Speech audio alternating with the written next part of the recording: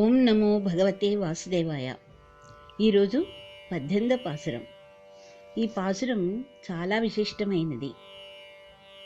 ఈ పాసురంలో కృష్ణ పరమాత్మ భార్య అయిన నీలాదేవిని లేపుట. కృష్ణుడు నిద్ర లేవకపోవటచే తాము చేసిన తప్పు తెలుసుకున్నారు గోపికలు. ఏమంటే, ముందు అమ్మవారిని మేల్కొలిపాక అయ్యవారిని లేపాలి. ఇక్కడ అమ్మవారు పురుషకారం అనగా అంటే అర్థం తెలుసుకుందాం. పరమాత్మకు మన గురించి చెప్పి పరమాత్మకు దగ్గర చేర్చే మనిషి పురుషకారం అన్నమాట. ఇక్కడ నీలాదేవి పురుషకారం అంటే ఈవిడి ద్వారా గోపికలు అయ్యవారిని కలుసుకుంటారు. అందువలన ముందుగా అమ్మవారిని లేపాలి కదా అనుకుని అమ్మవారిని మేలుకొలుపుతున్నారు. ఇంకా ఈ పాసురం యొక్క విశేషం ఏమిటంటే, రామానుజాచార్యుల వారికి తిరుప్పావై జీయర్ అని ఒక బిరుదు ఉంది. జీయర్ అనగా వైష్ణవ సన్యాసి అని అర్థం అన్నమాట. ఆయన తిరుప్పావై పాసురాలలో ఈ 18వ పాసురం చదువుతూ భిక్షాటన చేసేవారట. మనం ఎప్పుడైనా సరే స్తోత్రాలైనా, పద్యాలైనా, సహస్రములైనా, కీర్తనలైనా ఆ భావాన్ని మనసులో నిలుపుకుని చదివామనుకోండి, మనకి భగవంతుడు తప్పకుండా సాక్షాత్కరిస్తాడు మన మనసులో. ఆ విధంగా రామానుజాచార్యుల వారు ఆయన ఏం చదివినా అలా భావంతో చదివేవారనమాట. ఒకరోజు రామానుజాచార్యులు ఈ పాసురం చదువుతూ తన గురువుగారి ఇంటి ముందుకు వచ్చారు.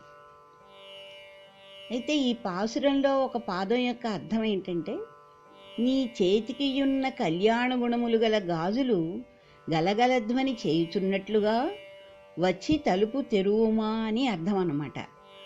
అయితే సరిగ్గా గురువుగారి ఇంటి దగ్గరికి వచ్చానుడికి ఆయన చదువుతున్నారు, ఈ స్తోత్రం, ఈ పాసురం చదువుతున్నారు కదా. అది ఆ లైన్ చదివి వచ్చానుడికి ఆ గురువుగారి కూతురైన ఆవిడ పేరేంటంటే అత్తుళ్ళే అమ్మ. ఆవిడ లోపల నుంచి భిక్ష తీసుకుని వస్తుంటే ఆవిడ చేతులు గాజులు చప్పుడు రామానుజాచార్యుల వారికి వినిపించి, నీలాదేవి తల్లే నా కోసం వచ్చిందమ్మా అని నీలాదేవి గాజులు చప్పుడులా వినిపించాయన్నమాట. ఆవిడ యొక్క చేతి గాజుల సబడి. అమ్మా నా కోసం వచ్చావా అని ఆయన మూర్చిపోయారట. అప్పటి నుంచి ఆయన తిరుప్పావై జీయర్ అని పిలిచేవారు. అంటే మనం చేసే స్తోత్రాలు భావంతో మనసులో చదివితే గనక ఏ దేవతైనా ప్రత్యక్షం సాక్షాత్కారం అవుతుందని మనకు తెలుస్తోంది. ఇంకా ఈ పాసురం ద్వారా మనకి ఒక క్షేత్ర దర్శనం ఎలా చేసుకోవాలో తెలుస్తుంది. అంటే మనం దేవాలయానికి వెళ్ళినప్పుడు ఏం చేయాలంటే, ముందు ద్వారపాలకులకి దండం పెట్టుకోవాలిట, తర్వాత క్షేత్రపాలకునికి, ఆ తర్వాత అమ్మవారిని, తర్వాత అయ్యవారిని వేడుకోవాలి. అమ్మవారిని వేడుకుంటే అమ్మవారు అయ్యవారికి చెప్తారనమాట. అది ఒకటి ఇందులో తెలుస్తుంది.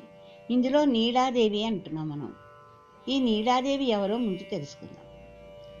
ఈవిడ ఎవరంటే యశోద సోదరుడైన కుంభుని కూతురు నీలాదేవి. ఈమె తండ్రి ఈమె కోసం స్వయంవరం ఏర్పాటు చేశాడు. ఆ స్వయంవరంలో ఏమని ప్రకటన చేశాడంటే, ఎవరైతే అచ్చోసిన 7 ఆంబోతులను ముక్కుకి తాడు వేసి ఒకే త్రాడితో తెస్తాడో అతనికి తన కూతుర్నిచ్చి వివాహం చేస్తానని ప్రకటన చేస్తాడు. కృష్ణుడికి నీలాదేవి అంటే ఇష్టం. ఆమెను చేసుకోవడం కోసం ఆ సాహసం చేసి నీలాదేవిని వివాహం చేసుకుంటాడు. అటువంటి సాహసవంతుని మనసును గెలిచిన తల్లి తలుపు తెరవమ్మా అని గోపికలు తలుపు తెరవమని ప్రార్థిస్తారు ఈ పాసురంలో.